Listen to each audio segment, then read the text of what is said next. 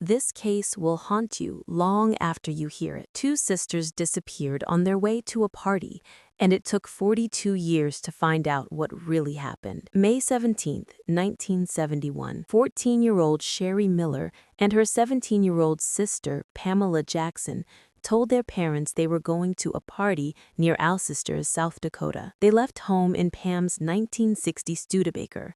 They never arrived. Their disappearance sparked one of the longest-running missing persons cases in South Dakota history. Search teams combed the area.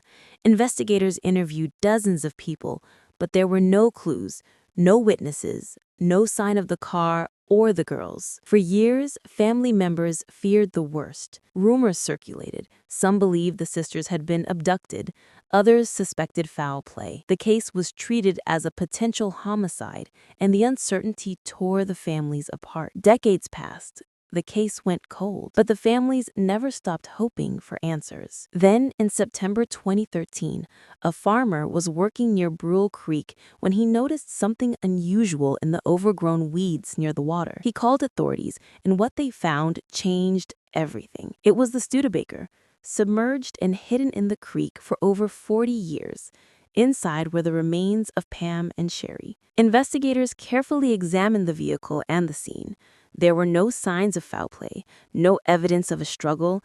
It appeared the car had veered off the road that night and crashed into the creek. The sisters likely didn't survive the impact. The case that had haunted investigators for decades was finally closed, not as a murder, but as a tragic accident. The community had spent years fearing a killer was among them, but the truth was far simpler and just as heartbreaking. Pam and Sherri's families finally had closure. They were able to lay the sisters to rest, something they thought might never happen. The Lykken cold case is a reminder of how many missing persons cases go unsolved, not because of a crime, but because the answers are hidden in places no one thought to look. Click the link in the description to watch the full documentary. Subscribe for more true crime stories from the darkest corners of the world.